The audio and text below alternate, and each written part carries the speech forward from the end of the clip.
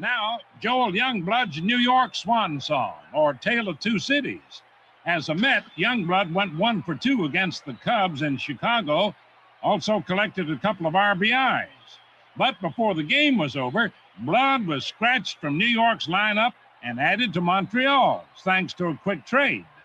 There, he promptly delivered a hit for the Expos and became the first player to get a hit in 2 cities on the same day. One of my all-time favorite baseball cards, the 1983 Flair Joel Youngblood card that celebrated getting 2 hits on the same day for 2 different teams in 2 different cities. And oh, by the way, that was against 2 Hall of Famers. Welcome to Crafting the Call. This week, we are talking about unusual doubleheaders, not 2 games, 1 day, same ballpark. We're talking about what happens when a broadcaster calls 2 games from 2 different locations on the same day. I'm Josh Suchon with the Albuquerque Isotopes. And I'm Jesse Goldberg-Strassler with the Lansing Lugnuts. How about that? Josh, did you think that was a hit, or should that have been an error? I think that might have been an error, but that would ruin the story if it was an error. No error here, because sometimes the day can be a little bit busier than you might initially anticipate. And so that's why I really like that we're going to get into some stories. Some of the great broadcasters, you reached out to ask broadcasters, hey, tell us your stories. You've got some personal stories. This is going to be fun. Yeah. Why don't we briefly start with your story, and then we'll bring in your special guest. Okay. I did not think that I would be calling 2 games on the same day. I work for the Lansing Lugnuts, Lansing, Michigan. So about an hour 15, hour and a half drive from Lansing to Detroit. The Lugnuts are an athletics affiliate. The Athletics are in town to take on the Tigers. And why not? The Tigers A's game is a day game, and the Lugnuts game is a night game. So myself, Adam Jackson, we drove over to Detroit to check out the matinee. And while we were there, the A's were kind enough, generous enough to say, take over the call a couple of innings. So we called a couple of innings of Major League Baseball. We left in the 5th inning. We drove back to Lansing, and then we called Midwest League Baseball that evening. 2 different cities, 2 different broadcasts, same day. It was fun. I love it. I have seen 2 games in the same day, calling one, observing one, but I've never called 2 baseball games in different cities, but we got a special guest who has. This is my guy. When you first raised this idea, I thought Alex Jensen, whom I first knew as the voice of the Stockton Ports and Athletics fill-in broadcaster, and now voice of the WooSox. Alex, good to see you. Alex, how did this happen that you called 2 games on the same day, 2 different ballparks, California League, Major Leagues? Yeah, it was when you texted me this morning, Jesse, I looked up the date. It was August 20th, 2023, which happens to be my sister's birthday too. So it was a jam-packed day. But the night before, the Ports had a night game on August 19th, and I got a call from the A's that said, they said Johnny Dasco was feeling under the weather. And he was running a fever, and they needed somebody to work with Ken Korak the next day, which was a day game, 105 at the Coliseum against the Baltimore Orioles. So I just had to look at the port schedule. Of course, for guys like us and for anybody in our business, we will move mountains if given the opportunity to do a major league game, right? I mean, that's what we're here to do.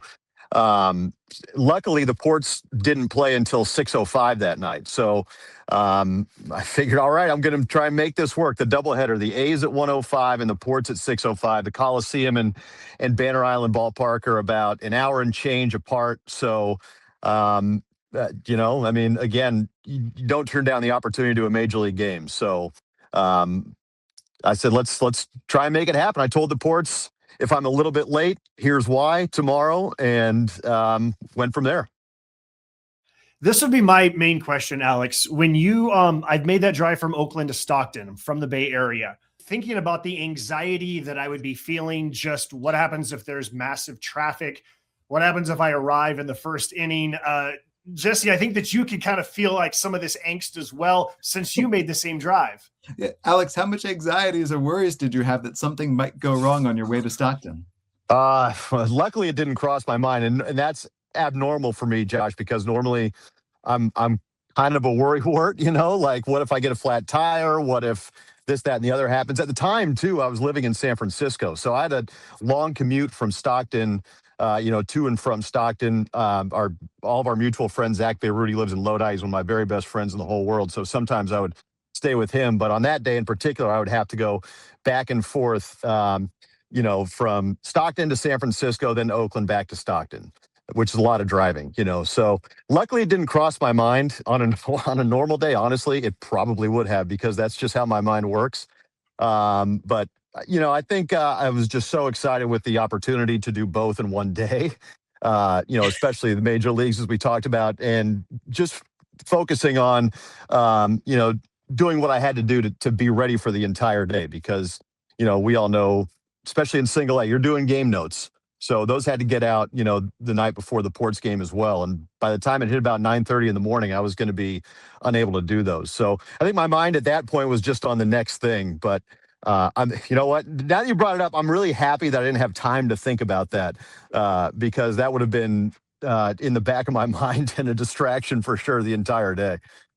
Alex, something that happened with me. So I was preparing as much as I possibly could for the A's game.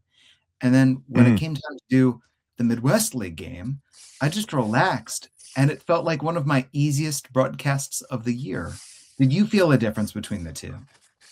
Yeah, I think so. And, luckily for me, I had done, a number of A's games that year. I'd done about 30 up to that point.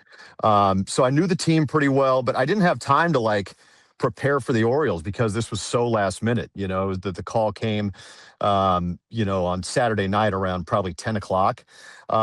So I think for me, Jesse, it was a good reminder to just, focus on what's going on between the lines. And, I think we've both, all three of us, know how great of an influence, a mentor Ken Korak is, and luckily I was able to sit in the booth next to him that day.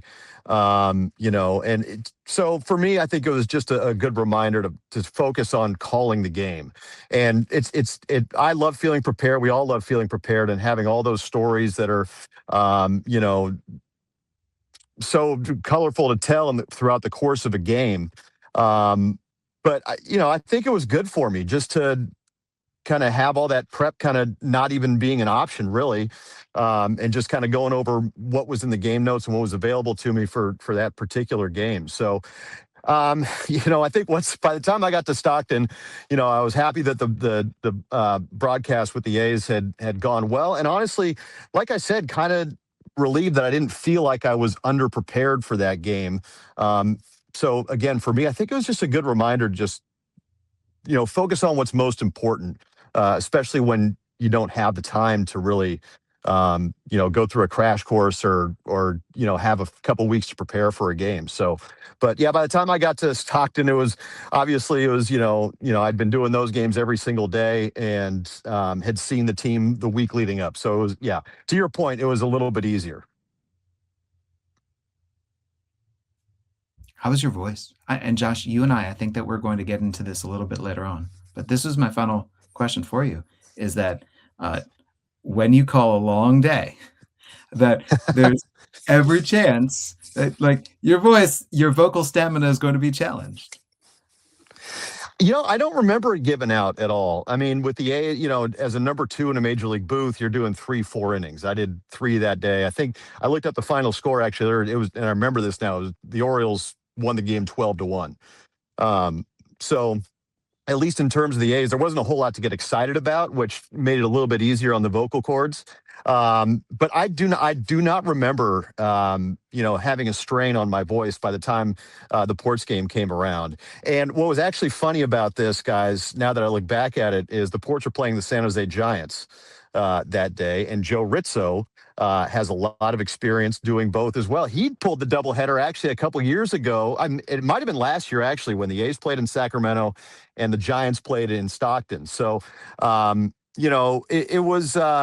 I think it was good to be able to bounce things off of Joe kind of once I found out what was going to be going on and see if he had ever done it. But luckily, voice was fine. If it was a 12-1 A's win, there was a little bit more to get excited about. That it may have been a different story.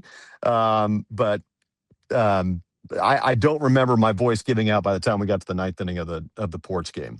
But what a day that was, man. I'm glad you texted me this morning, Jesse, because it's fun to kind of look back on that and just think about how crazy of a day that was. And like I said, on top of it all is my sister's birthday. So I'm making calls, between stadiums, wishing her happy birthday.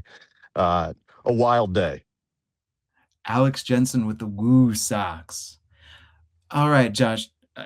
It's interesting your question about the voice, because you made me think about like, when is my voice most strained? Right. I haven't done 2 games in one day, like in different cities, but I've done a lot of double headers. I've done a lot of Pacific Coast League games where it feels like it's a double header, because it's 16-14. I've done some days where it's like a double header and then it's a morning game the next day on getaway day. So it's basically 3 games in less than 24 hours. And I feel like that's when my voice is most been strained.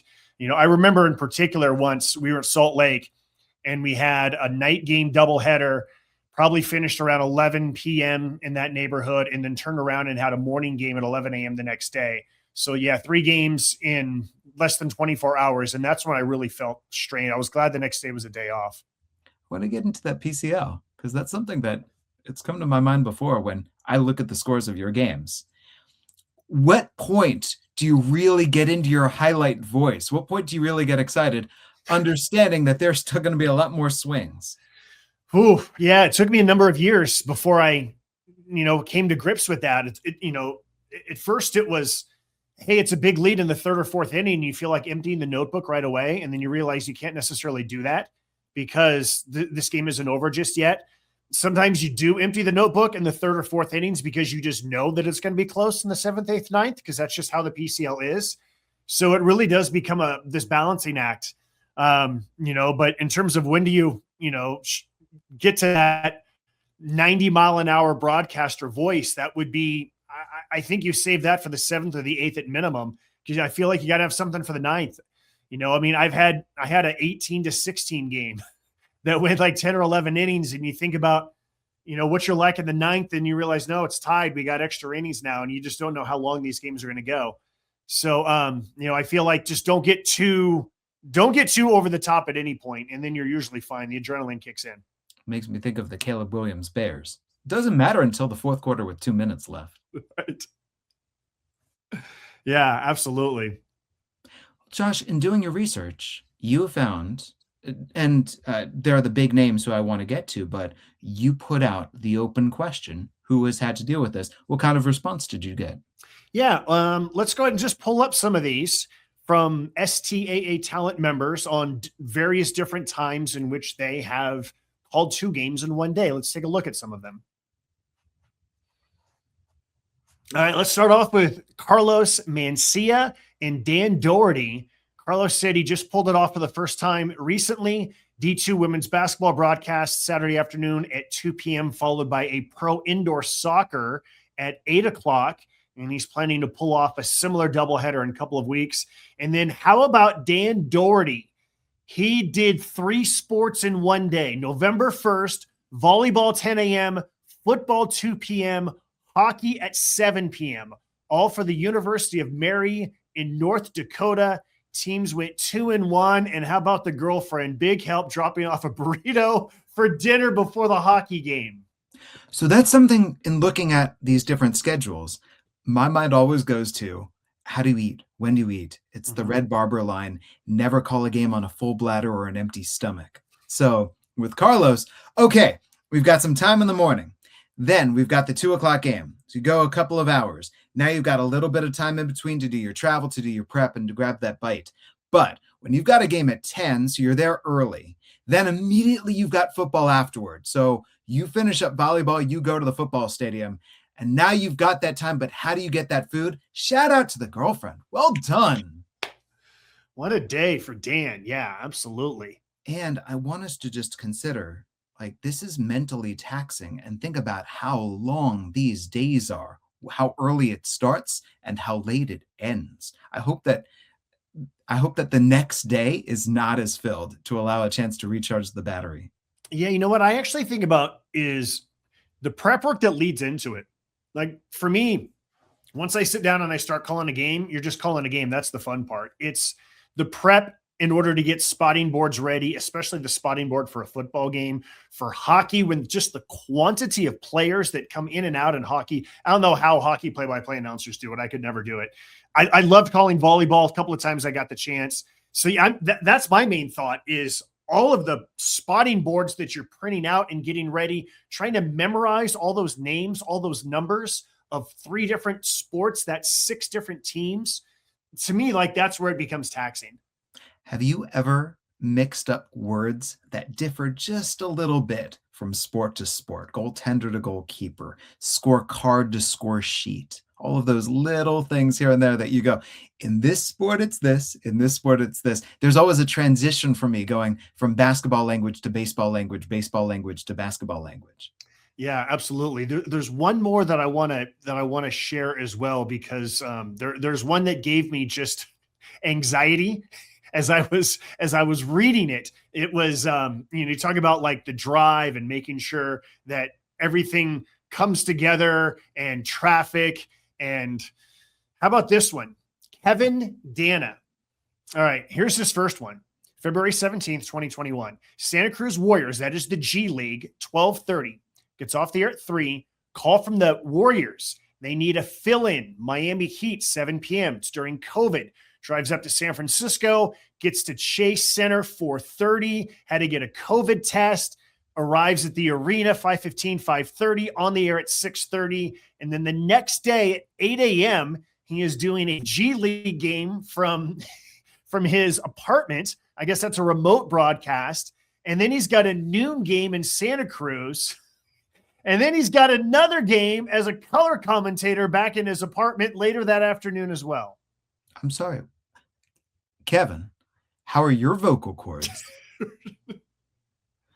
What is this next one? This is the one that really gave me anxiety. Wait, quick timeout. Just on this number 1. Yeah. He knows that he's got Santa Cruz Warriors. He knows that he has the next day G League Santa Cruz game.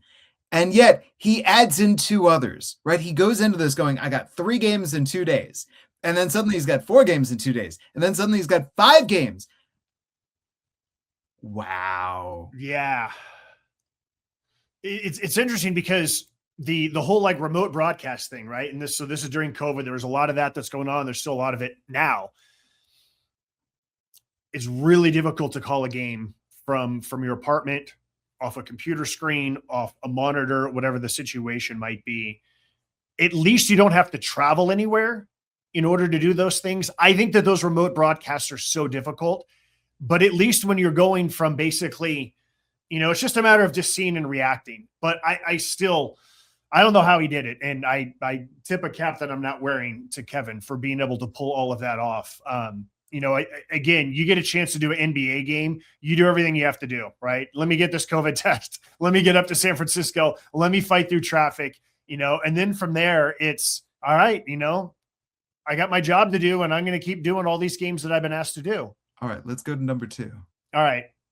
November 11th, 2023. He's doing sidelines for Cal football against Washington State. Game starts at 1, ends about 4:30, finishes interviewing the head coach about 5. Now he's got to get to Santa Cruz at 7 p.m. Oh my goodness. I've driven from Berkeley to Santa Cruz. The anxiety that I'm feeling right now. He says he breaks all types of traffic laws, pulls up to the arena in Santa Cruz right at 7, gets to the broadcast table, and gets the headset on literally 10 seconds before they jump the ball up. Adrenaline. Can you imagine? So this is where my anxiety also kicks in, is just setting up the equipment. It doesn't seem like he had a pregame show, so that's very helpful. Again, spotting boards, printing things out, memorizing names, numbers for everybody. My goodness, every time that someone on the freeway would be stopped, I would be just so completely stressed out. I mean, the very first commercial break in that second broadcast where you get to take your headset off and take a deep breath. Oh, the timeouts that the coaches are taking are for you too. I mean, I have this nightmare all the time where I cannot get inside the broadcast booth and I've locked the door, right? Whether I've gone to the bathroom, I've just stepped outside and I cannot get back inside the booth. And that's like almost real life for Kevin. He cannot get inside the booth because he's stuck in a car in traffic trying to race down to Santa Cruz. I'm so glad that they didn't stop him with his credential, that he arrived at the arena and they're like, go, man. You think about an arena leading up to tip-off. Think about all the craziness that's going on and everybody milling about. Mm-hmm. That is tough to get to your broadcast position at that point in time. Mm-hmm. Yeah. Oh, my goodness. I would also like to think that he's going, well, I can't wear the same clothes for each of these broadcasts. He's switching tie, change that team polo.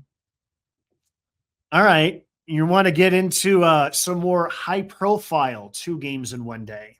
Well, when you first brought this up, right? Broadcaster doing 2 games in one day. We have heard it publicized about the ridiculous schedules that, let's say, a Mike Monaco or a Mike Tirico has had to be this day, this sport, this game. Hop on a plane, off you go. Now do this. But Joe Buck had to deal with something that is more toward our avenue. Yes, let's get into this. Okay, so this was 2012, October 14th, 2012. And the way the schedule is aligned, Joe Buck was scheduled to do football. The New York Giants were playing the San Francisco 49ers. They were still at Candlestick. They were not yet in Santa Clara. It's a game that was kicking off roughly 1 o'clock Pacific time. Might have been a 1:25, depending on if it was that extra window. And then later that night was Game 1 National League Championship Series, the Cardinals against the Giants, the downtown ballpark. So from Candlestick to downtown, if there's no traffic, you can get there in 10, 15 minutes. If there's traffic, it's going to take you much longer. And again, you've got a football game starting at 1-ish, and you've got a baseball game starting at 5-ish. Okay. So that is a really tight window. All right, so let's start off with, let's go ahead and just start near the end of the game for Joe Buck, the football game, the first part of his own doubleheader. Shut up. 3rd down and 3.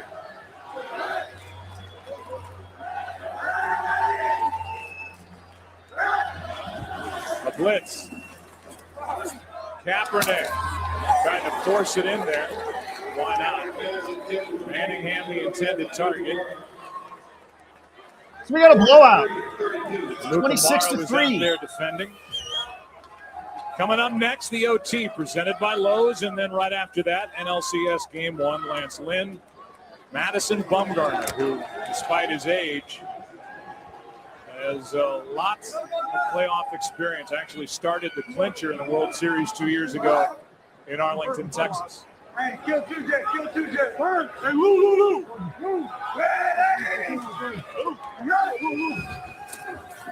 Extra men on the rush. Kaepernick won't convert on 4th down. And the Giants will take over. And now just all right, so I'm going to pause it and let the video keep rolling. I was surprised, Jesse, that that there was no immediate mention of Joe. All right, time to get up to downtown San Francisco here, as they did that little plug. Yeah, get into your pregame. As you said, the games are out, and there's just no enthusiasm at all for any of the proceedings. But here's all your baseball prep. So yes, you can really talk about it. Hey, Joe on the call. What do we have to look forward to today? Well, let's talk about this. Yeah, that's the main traffic thing report. The main thing that I thought about was scorebook, right? Like I like to take my time and fill out the scorebook. Like who is filling in the scorebook for Joe Buck, right? You know, is it his spotter? Is it a producer? Is he doing it from the cab as he goes? Let's turn the volume back up here now. get the chance, and we're about to take you to bonus coverage of the Vikings and Redskins in a moment. Rarely do we get the chance to look back at what we saw here today. The Giants come in, get a road win by 23 points. They protected Manning, didn't give up a sack. They ran the ball, which no teams do against San Francisco. And defensively, 6 sacks, had 8 in 5 games coming in. And they picked off Alex Smith 3 times, and he doesn't throw interceptions. This was an all-around win, even good return game by Wilson, all-around win for the Giants today.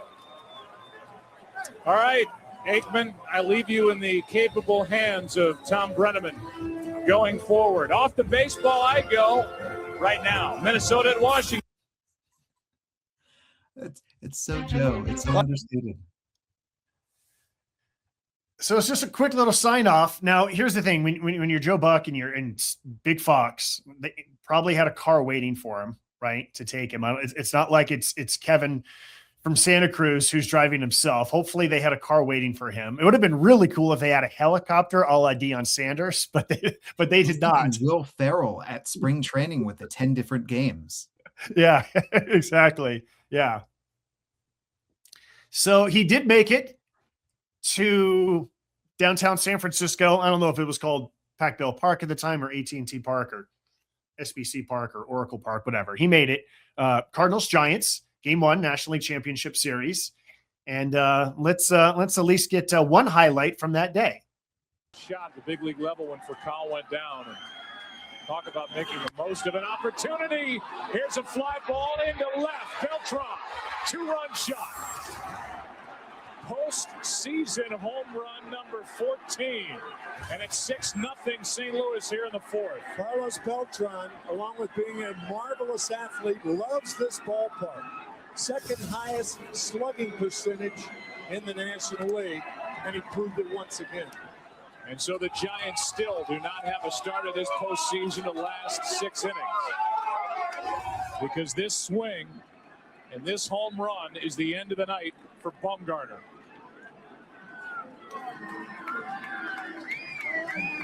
He went deep twice. The same game during the divisional series, Game 2. And Game 1 of the NLCS, a 2-run shot. Beltran makes it 6-0 Cardinals in the fourth. Okay, I know that we're mostly talking about just the feat of doing 2 games, 2 sports one day, but the replay there, I think that Joe Buck did a really clever thing because in his mind, he's talking about it's the end of the night for Madison Bumgarner, but he sees on the screen that the director is not showing Madison Bumgarner walking off the mound. The director is showing Carlos Beltran's home run from different angles. And so he does a really nice pivot toward the Giants will once again not have a starter go 6 innings because this swing from Carlos Beltran is the final pitch of the night for Madison Bumgarner. I think that's just a really clever little transition that he did there. Tying in the visuals with the words. Yes, there's the larger thing. And I do think it's important for a broadcaster to make mention of if the pitcher is getting yanked. This should not be a surprise. You can see the manager coming out onto the field, even if the camera isn't showing it. But you do have to address what the picture is showing. Yeah. That Beltran guy. Yeah. Good timing. Beltran, huh? However, for Joe, so we've got 2 different games involving Giants. One Giants in San Francisco, one the Giants not in San Francisco. One Giants do great, one Giants do poorly. There is so much opportunity here for a broadcaster to have a ton of fun with that. Yeah, so the New York Giants won 26-3. San Francisco Giants lost 6-4. You and I overwhelmingly do baseball. From your perspective, which would you rather do first? Which part of the equation do you think would be more challenging? I think that football is so adrenaline-filled throughout that it's best to do the football game first, and then you relax into the baseball game. Whereas if you start with the baseball games build, build, build. So when you finish them high, you finish them exhausted. And then you go into a football game where you need to have your energy high from the very start. So I like this football to baseball. What would you have gone with? Yeah, same thing, but for different reason. I feel like overwhelmingly football games, you know how long they're going to last. It's about 3 hours, right? Maybe it's 3 hours and 10 or 15 minutes if there's a whole bunch of penalties and injuries. If it goes overtime, it's different. Baseball, you just don't know, right? It could be 2 hours and 15 minutes. It could be 3.5, 3:45. You just don't know how long it's going to go. I feel like I'd rather have, and maybe it's because I don't do a whole lot of football or I haven't done a lot of football. I want the part where there's 60-something players on each team in this big spotting board. I want to do that first, where once I get into the baseball, it's kind of like what Kevin said earlier, or what Alex said earlier. It's just, you just call what you see, and I feel like those are also the days where, man, you got Troy Aikman, you got Tim McCarver. Just rely on the experts, right? Just play air traffic control, or just, set them up and let them be the stars that day. And have fun and just relax. Yeah. In my very first year with Lansing, we were in the Quad Cities, and I broke a cardinal rule. It was a double header. It was 2 7-inning games, each slated for 7. So 14 innings I was scheduled to call in all. And in game 1, in the 6th inning, after we had played the first 5 full innings in 50 minutes, I rushed over to the other broadcaster's booth and I said, "How great is this?" And sitting right next to him was his boss. And she gave me the look of doom, because that is an unwritten rule. Never comment on how fast a baseball game is going. And instead of 14 innings that day, when on a 2-strike pitch with 2 outs in the bottom of the 7th, the home team hit a game-tying home run to force extras, we played 7 extra innings on a day slated for 2 7-inning games. It was a 21-inning day when it should have been 14. I'll never forget that. Rookie year, I still believe there's no such thing as jinxing such a thing, but playing 11 and playing 10 when you think you're going to go 7-7, baseball has a way of saying, "Oh, hold on now, you're not done yet." Now, wait a minute. Please show the t-shirt that you're wearing today. You can't jinx a no-hitter, and you can't jinx how fast a game is going. It has nothing to do with it. Absolutely nothing to do with it. So slow to fast. Josh, you've had some long days at the office. Yeah, I mean, every day in the Pacific Coast, it feels like a long day at the office. I did a college baseball doubleheader. This was during COVID 2021, when the Mountain West Conference decided that in order to I'm laughing here because they thought that it was going to be better for the student athlete to not play 3 games in 3 days. Instead, they played a doubleheader and then they played a single game. So they played 3 games in what often ended up being about 30 hours. It was even worse for the student athletes. Anyways, I called a college baseball doubleheader, Nevada at New Mexico. The Lobos do not have a spot for the visiting broadcaster, so you sit in the stands. Game 1 was 4 hours and 8 minutes. Game 2 was 11 innings, 4 hours and 16 minutes. So that was 8 hours and 24 minutes. Just the game, not to mention pregame and postgame. When it was cold outside, I remember talking to the head coach. It was either after the game or the next morning, and I said, "I've never been more miserable doing something that I love." Since you're in the stands, when the beer man walks past, cotton candy, pretzel, whatever it is, were you like, "Okay, yeah, I'm done right here"? There was no one selling anything. I remember that when the day started, I was really warm. We're still wearing masks at the time. And then by the end of the day, the sun is not on me and I'm freezing. So I went from worried about getting sunburnt to just cold, miserable, just wanting somebody to end game 2 of that doubleheader. It was, 8 hours and 24 minutes over 20 innings. Do you know that the funny thing to my mind, and I don't mean funny in the ha-ha, that's thankless. What Kevin did earlier, it's thankless. It's what Dan described, what Karlos described. It's one of those things. This is not a stunt. This is work. Mm-hmm. Joe Buck calling football and baseball on the same day, same city. This might seem like a promotional stunt, except as we just saw and heard, he was not calling attention to it. Mm-hmm. It was just a quick throwaway, and I'm a professional working, which it could very easily be something that a broadcaster leans into big time. What an experience. Check this out. And I think that brings us to the epitome of baseball broadcasting, who also experienced the 2 games in one day. Yeah, this is a pretty remarkable story. And there's an interesting tidbit that we're going to get to in the middle of this, but we're going to talk about the great Vin Scully. So Vin Scully was the lead play-by-play announcer, obviously for the Dodgers and also for NBC's Game of the Week. So it is June 3rd, 1989. The Dodgers are in Houston. And Vin is calling the Cubs, Cardinals in St. Louis game of the week. And so that is his primary assignment for Saturday, June 3rd, 1989.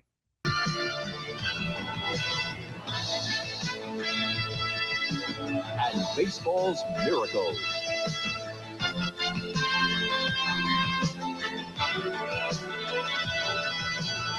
NBC Sports proudly presents the Major League Baseball Game of the Week.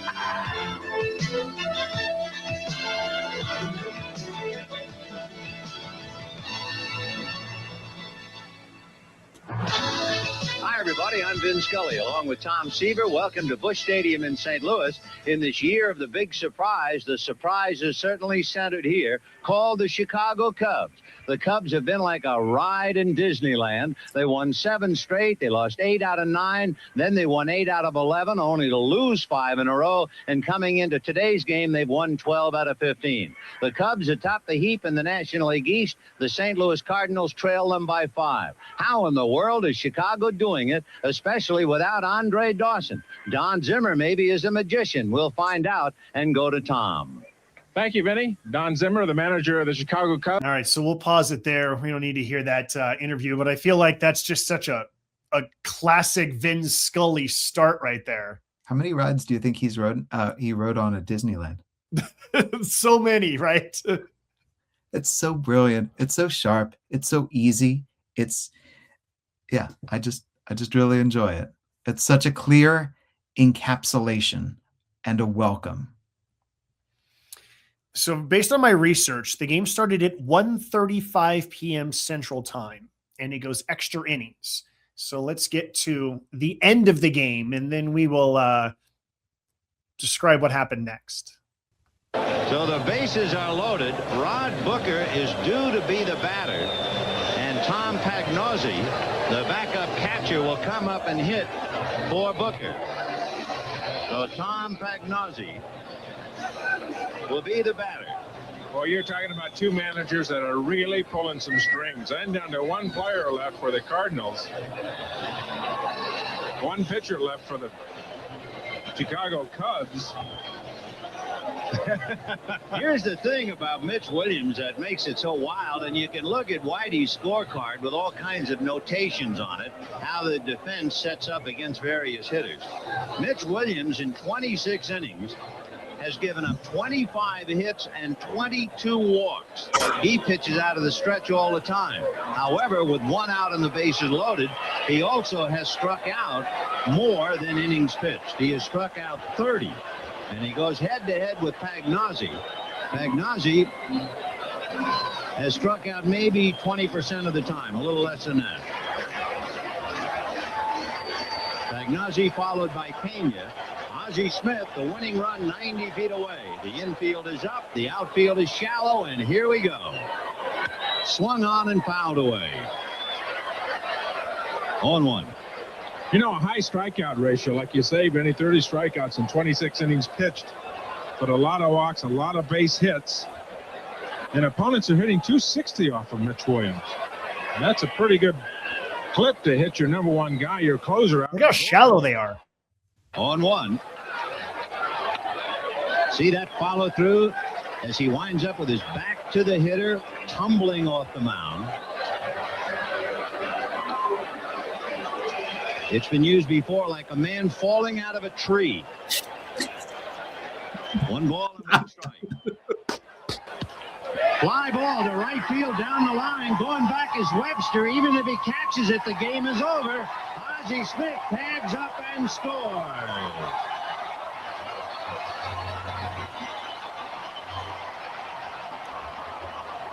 Look at the seams in the turf. Ugh.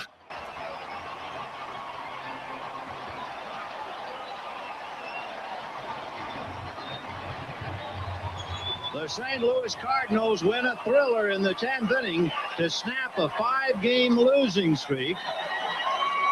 The Cardinals are 3-0 in extra inning victories on NBC's Game of the Week. They've beaten the Mets, the Dodgers, and now the Cubs in overtime. 5 runs, 8 hits, and no errors for the losing Cubs. 6, 11, and 3 for the winning Cardinals. Calvin Schiraldi, who walked Ozzie Smith, is the losing. All right, so that's the end of the game. Anything stand out about Vin there in the 10th? He's the word overtime. Mm-hmm. That's such an interesting way to apply it to, baseball, extra innings. And yet the outfielders had to be in because a fly ball that's deep enough, Ozzie Smith, great speed at third base. I enjoy discussion of the strikeout to walk ratio, going through it with Mitch. Mitch Williams is baseball's Forrest Gump, right? He's just in the middle of so many different things. Right.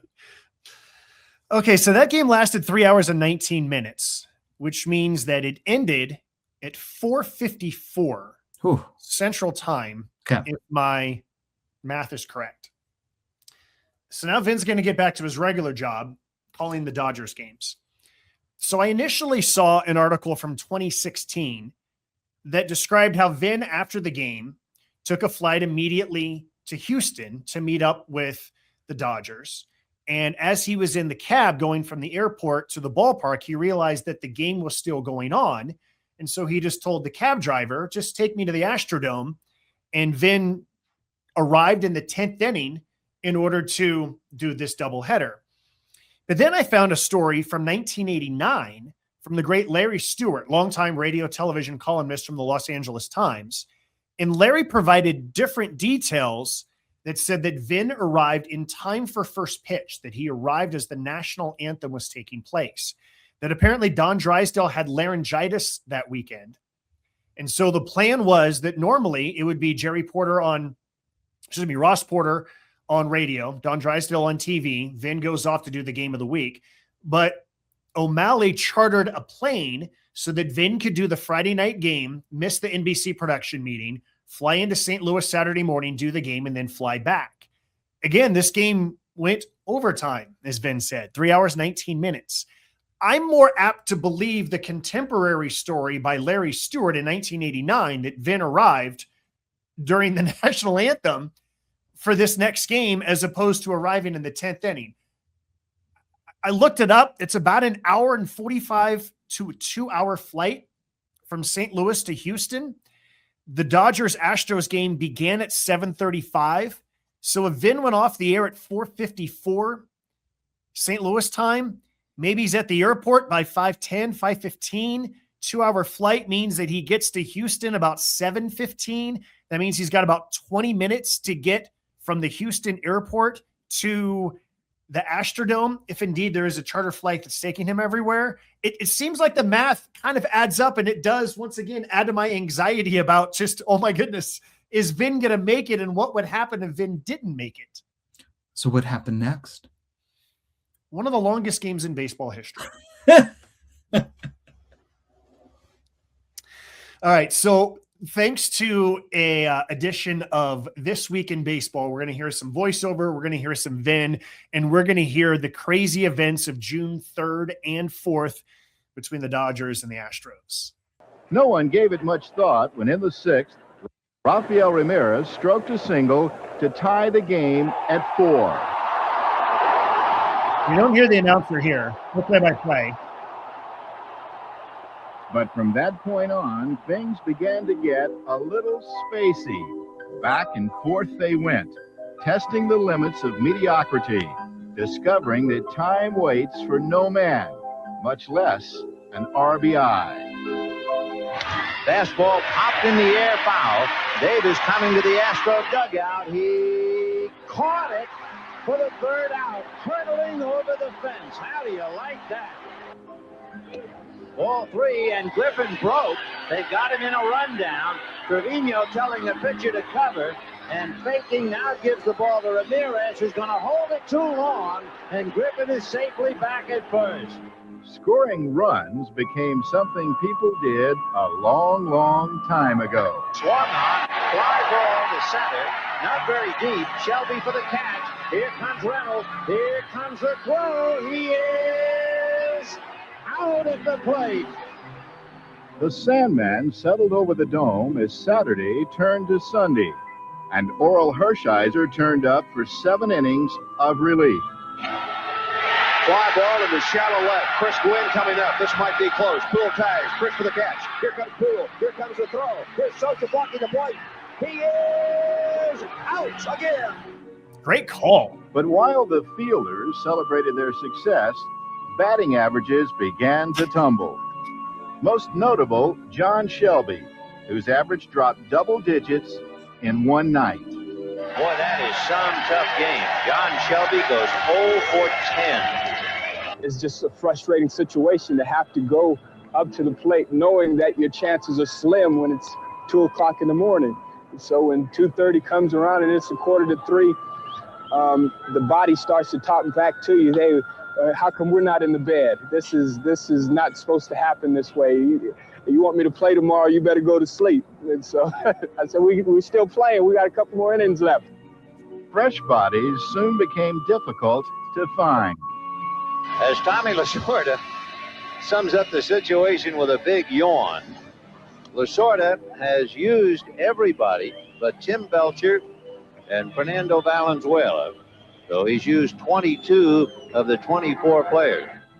Belcher had been sent home to rest for the next day's game, but Fernando ended up at first. And that's popped up to Fernando. Hey, we got fun.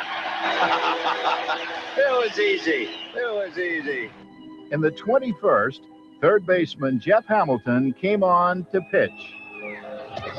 Got him looking. Strike 3 call. Caminiti breaks the bat over his leg in frustration. It was just mental fatigue more than anything. I wasn't all physically tired. I was just mentally tired. And he threw a pitch about 5 feet over my head, and I took a big old hack at it. I was surprised at how hard he threw the ball. We clocked him at 90 miles an hour. I was saying, geez, oh man, he's throwing harder than their starters.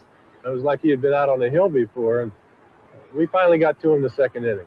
Hamilton's second inning, the 22nd overall. When with 2 out and 2 on, Ramirez ended the marathon. Line drive off Fernando's glove, picked up by Mike Davis. Here comes Doran, and he scores, and it is history. We got a couple breaks there, really.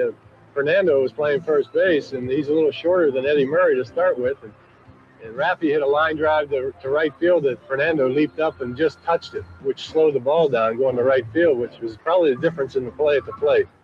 But after 7 hours and 14 minutes... All right, so we're going to pause it right there for to get some of your initial thoughts here, Jesse. Mike Scioscia, old school blocking of the plate. Don't let that runner get through even when that ball hasn't yet arrived. Vin Scully's voice, Josh. Vin Scully's voice sounds the exact same as it was hours earlier and hours earlier before that. He sounds the exact same on the air. I tend to believe, again, the contemporary reporting by Larry Stewart that Vin arrived in time for first pitch, which means that he did 10 innings in St. Louis, and then he did 22 innings in Houston in the same day. And like you said, you wouldn't notice the difference at all in terms of the quality of his voice, his energy, even the way that he's kind of poking the bear at Tommy Lasorda. Tommy's yawning. Just staggering. Even if he arrived in the 10th inning, which this 2016 report indicated, that's still remarkable. But again, I tend to err on the side of the 1989 report that happened, a week after the game. Do you know that when I've seen position players pitch in the minor leagues, that they are under express direction? Do not throw over 90 miles an hour. We cannot have you suffer an arm injury. Meanwhile, Art Howe is saying that 90 miles an hour is faster than a starting pitcher. Of course. There's so many different things where I go, oh, I remember baseball like this. And also, at that time, as it had been for years prior, whenever there's a highlight, you cut to a fan's reaction before you actually continue to show the play. Yes. Okay, so that game ended at 2:50 a.m. Meanwhile, there was a day game the next day. Oh, brutal. Of course there was. So let's get back to this piece from This Week in Baseball as we learn more about what happened the next day. Not everyone wanted to leave. I live about 45 to about 50 minutes away from the ballpark. And it was already 4:30 in the morning, and I just said, hey, there's no way that I can go home. I have two little beautiful daughters that every morning come in the room about 8:30, and they say, Daddy, time to get up. You waking up? You waking up? Come on, let's get out of bed. And I said, oh, there's no way that I could wake up to that after playing all those innings, especially being at the ballpark or finishing the game at 4 o'clock in the morning.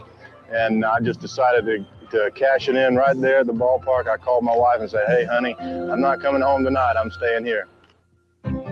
Sunday's game came much too soon for those who'd spent the night. Still, one team seemed unfazed as the Dodgers took a 6-0 lead.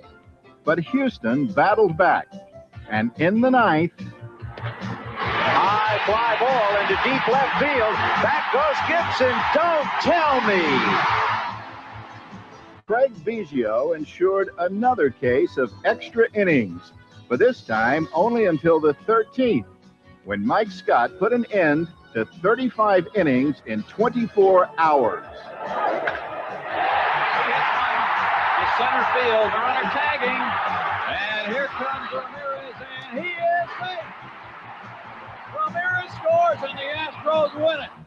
The Astros had prevailed again in a series it simply didn't want to end.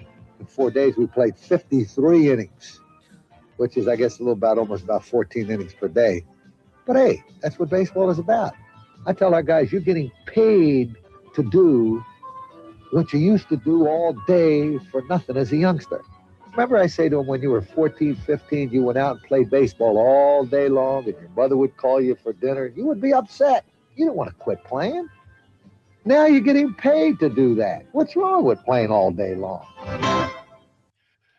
Yeah, but when you were a kid, you came in when the sun went down. Now you're coming in when the sun's coming up. So the final tally for Vin Scully would be 45 innings in 29 hours. Oh. That would be the 10 innings in St. Louis, the 22 innings in Houston, and then another 13 innings in Houston. My worst broadcasts come when I'm mentally exhausted. Mm-hmm. That's when I don't talk right. That's when I do not process what is happening in front of me. There are all sorts of easy little things that go right when you're sharp and go wrong when you're not sharp. And that is taxing, especially when the Dodgers are losing these games. Mm-hmm. Mm-hmm. Yeah. Vin's line, don't tell me. That's a perfect line. Don't tell me. Sorry, Vin. And I don't know your experience, especially before the Manfred man was placed at second base for extra inning games. My always feel as a kid was you either ended the game in the 10th inning or you were there to stay. And so when this next game goes past the 10th inning, it goes all the way to the 13th inning, you're playing 4 more extra innings. The longest game that I ever did, one game, was 18 innings. It was a day game. It was getaway day before the All-Star break. Albuquerque Isotopes were in Des Moines taking on the Iowa Cubs. And by the time the game ended and we got all packed up and went to the airport, the initial flight that we were leaving Des Moines on was actually delayed, which is the only reason why we got on that flight. But then people were scattering all around the country for their All-Star break, and a lot of people missed their connecting flights, including yours truly. And so, yeah, that was 18 innings. I had a 16-inning day game. I had an 18-inning day game. I recall a 15 or 16-inning night game that was followed by a day game the next day. Yeah, it starts to wear on you. I feel like in those super long games, at a certain point, I feel like I'm just adding up numbers at this point, right? I'm just counting position players. I'm counting hits and errors, and you just kind of lean into the absurdity of what's going on and trying to remember all the different opportunities that teams had to win a game, or how few opportunities there's been to win a game. When you have to remember who's now playing where defensively. That's Fernando over there at first base. Yeah, exactly. Yeah, sometimes just taking a picture of the scorebook, there was a good shot there on that segment where you saw writing in the different margins and all over the place of what the scorebook looks like at that point. Tea with a little lemon juice and some honey Get that warm tea with lemon juice and honey to take care of yourself. Yeah. I mean, I'm still in awe though of Vin. Whether he arrived for the first inning, which I believe, or whether he arrived in the 10th inning, if he took a commercial flight, either way, just a remarkable weekend for Vin to go from calling a game in Houston on Friday night, day game in St. Louis, night game in Houston, and then another night game in Houston in which those last two go extra innings. Just remarkable. Yeah. And for everybody who's tuned in, because when you're still tuned in, as it gets past midnight and into the wee hours, and there becomes a club of you, and then you check in with everybody the next day. Were you still watching? Were you still listening? I was still there. I wasn't going to go to bed. There's something surreal about it, communal. Yeah, the World Series just this past year, the 18-inning game, right? Exactly what I'm thinking about, that I was not going to go to bed. I'm the same way. Yeah. I think sometimes maybe you're all right, I'll wait till the 13th or I'll wait till the 15th. And then, yeah, you just got to wait it out. I definitely waited that one out. So that's on one side is the fan or the broadcaster. On the other side, I've talked to scouts who say that every team, regular season game, not postseason game, but regular season game, every team needs their hitter who can end a game like that. And they need a pitcher who can end a game like that. Every team needs to have that pitcher to make sure that we all get home. Yeah. All right. Final thoughts about 2 games in one day, Jesse. Hey, let's you and I not go into overtime. Take care of your voice, take care of your stress, and, get your preparation right. Compartmentalize, understand who's out there on the court or in the rink or the field in front of you. And I don't know, these efforts to put on that headset are valued. I very much value all of the work that was shared with you and that we have heard about and seen. Yeah, shout out to all the other STAA talent members who we did not show their doubleheader duties, but it was really fun looking at the various different, sports that they called in the same day and the drive from one place to the other. Sometimes there's a lot of fanfare and glory with Joe Buck doing this or Vin Scully blowing our minds from what he did in 1989. But for most rank and file broadcasters, this is simply your job. You get paid by the game and you feel pride in wanting to be at as many different events as possible. And it was fun and inspiring to read all the different accounts of broadcasters in not high profile situations at all, doing multiple games, multiple sports in one day. Thought it was kind of symbolic that we talked to Alex in the car because you just got to get from one place to another. Mm-hmm. Yep. You don't always have private planes and police escorts. No, there's going to be traffic. There's going to be things that go wrong. But then there's the game. So when you get a chance to put the headset on, that's when you do get a chance to breathe. Hey, thanks, Josh. Thank you, Jesse. For Josh Suchon, voice of the Albuquerque Isotopes and whatever other games that are coming his way on the same day, I'm Jesse Goldberg-Strassler with the Lansing Lugnuts. This has been one edition of Crafting the Call.